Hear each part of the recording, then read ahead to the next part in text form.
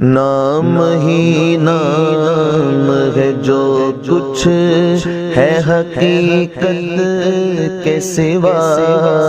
नाम ही नाम है जो कुछ है हकीकत के सिवा। शेखुल इस्लाम ट्रस्ट जम्बूसर की जानिब से नगीना मस्जिद में हमारा ये दूसरा हफ्तावारी इज्तिमा है। इससे पहले जो इज्तिमा हुआ नमाज जनाजा के हवाले से कुछ बातें बयान की थी।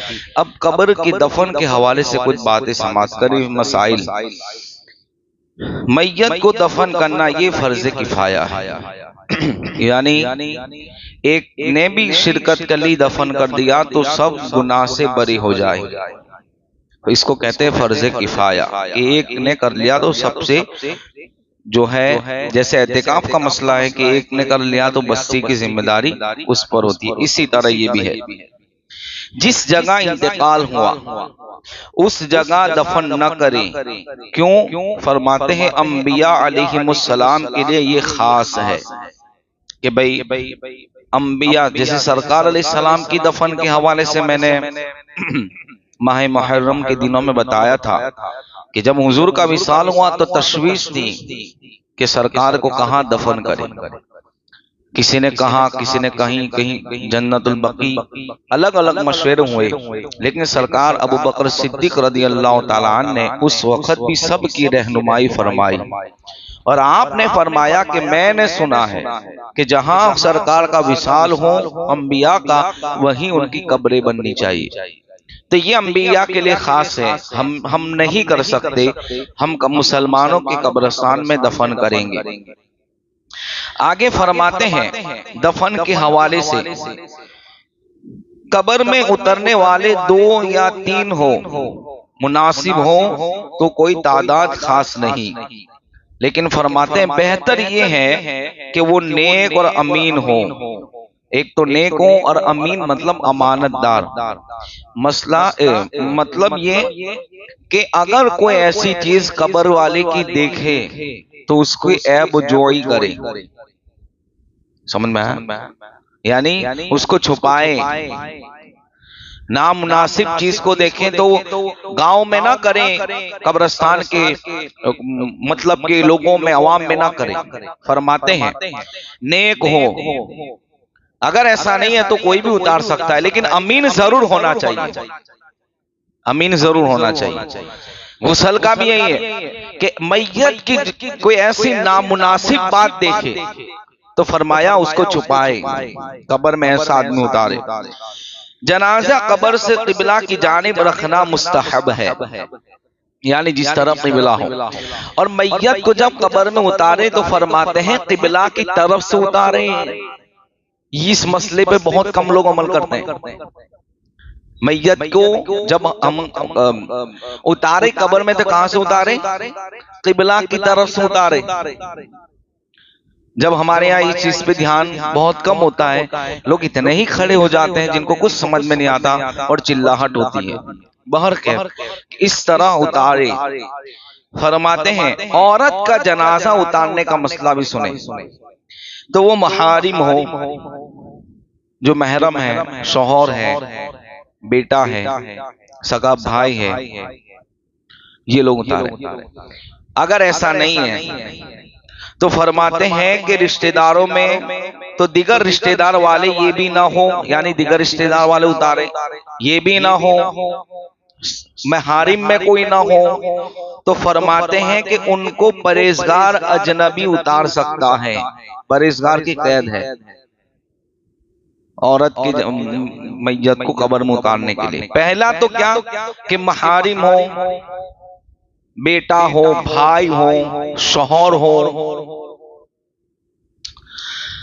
भतीजा हो, यानी जैसे फूफी का रिश्ता है, खाला का रिश्ता है। हाँ, अगर ये ना हो तो रिश्तेदार ये भी ना हो तो फरमाते हैं कि परहेजगार आदमी मैयत को उतारे और ढांक कर उतारे। औरत का जनाजा को भी पूरा ढांक दे। हाँ, ये जो हम रखते हैं ना ऊपर छतरी, ये सही है, उससे पूरा जनाजा पैक हो जाता है, खास तौर पे औरतों के लिए। अगर मर्द का भी है तो कोई हर्ज नहीं, लेकिन फरमाते हैं औरत के लिए ये है कि उसके जनाजे को भी ढाके। इसी तरह फरमाते हैं कि जब मैयत को उतारें तो फिर दुआ पढ़ें, मिन्हा खलकनाकुम व फीहा नुईदुकुम व मिन्हा नुखरिजुकुम तारतन उखरा। और फरमाते बेहतर ये है कि सर की जानिब से मिट्टी डाले 3 मरतबा, ये बेहतर तरीका बाहरी शरीयत में फरमाया। और फरमाते हैं कि मिट्टी को जैसे हाथों में गर्द लग गई तो फरमाते उसको धो भी सकते हैं या झाड़ भी सकते हैं। इसी तरह फरमाते हैं कि जब कब्र बनने लगे तो फरमाए चौखंटी ना बनाए बल्कि ढाल रखे, जैसे ऊंट की कोहान, जैसे हमारे यहाँ आम तौर पर होती है। और इसी तरह फरमाते उसमें पानी भी छिड़क सकते हैं, उसमें कोई हर्ज नहीं। निशानी के लिए कोई चीज भी रख सकते हैं, जिसमें भी कोई हर्ज नहीं है। फरमाते हैं कि अगर मुस्तहब ये है कि दफन करने के बाद सूरह बकरा की अव्वल आखिर आयतें पढ़े, अलिफ लाम मीम से मुफलिहुन तक, और आमनुर रसूल पढ़े, बेहतर है। और हमारे यहाँ अल्हम्दुलिल्लाह हम पढ़ते हैं अहले सुन्नत वल जमात में, कुरान की तिलावत होती है। भला इस पे भी लोग ताज्जुब करते हैं, कब्रिस्तान में कोई कुरान पढ़ते कितना सवाब है ना। हाँ, कुरान कहीं भी पढ़ो रहमत ही रहमत है। और ये नहीं है कि जहां कुरान पढ़ा जाता है वह रहमतों का नुज़ूल होता है। तो फरमाते हैं इस तरह भी करें।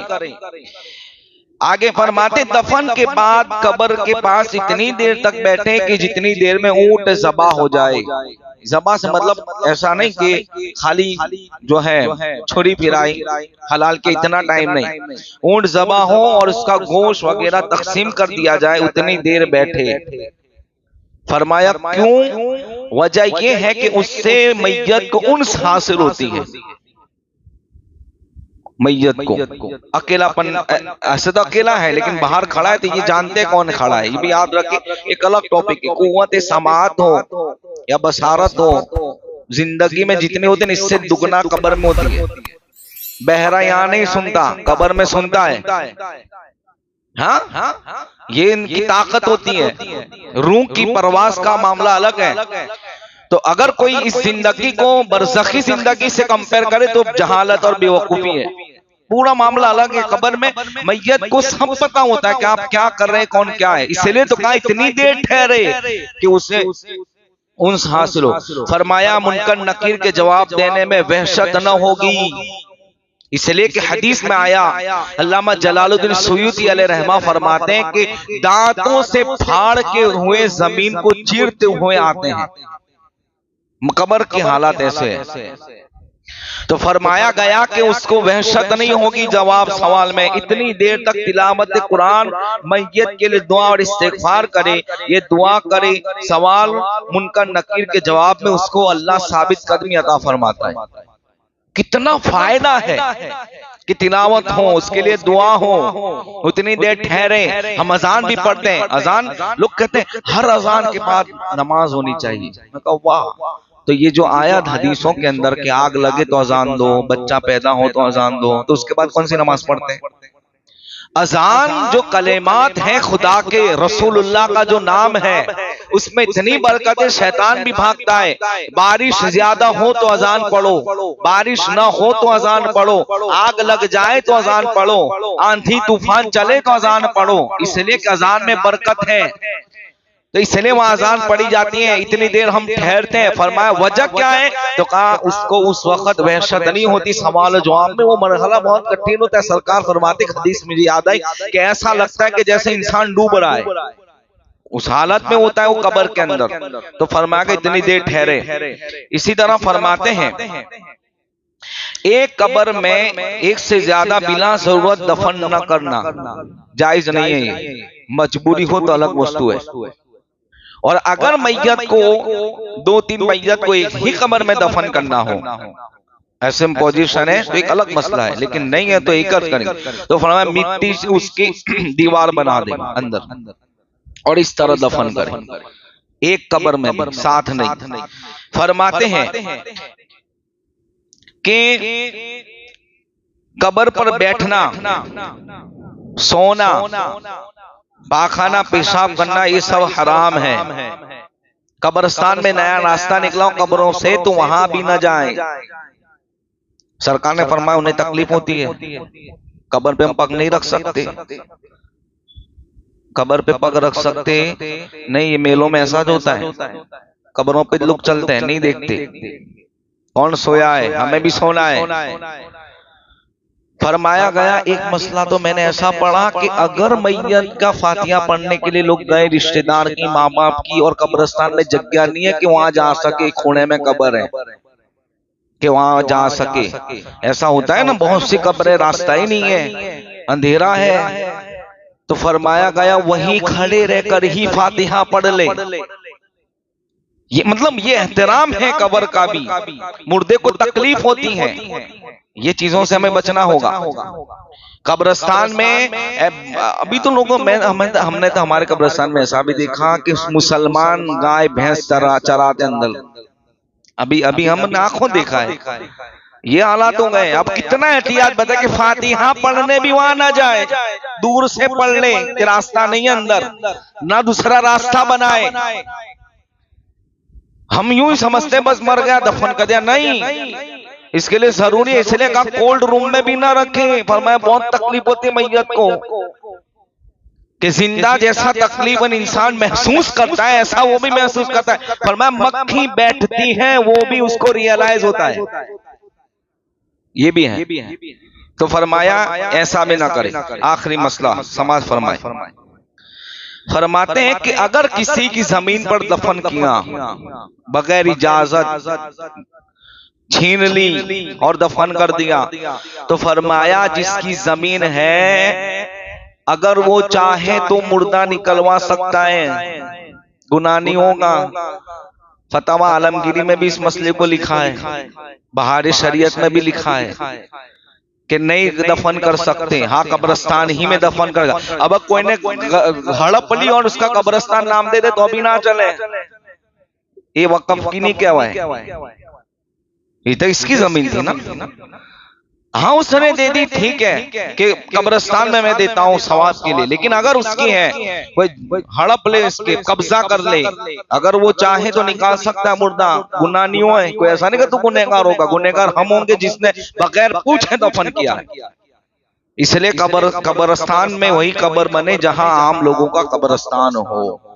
ये कब्र के और मैयत के कुछ मसाइल थे। इंशाअल्लाह अब हम तफसीर कुरान समाअत फरमाते हैं। अस्सलामु अलैकुम व रहमतुल्लाहि व बरकातहू।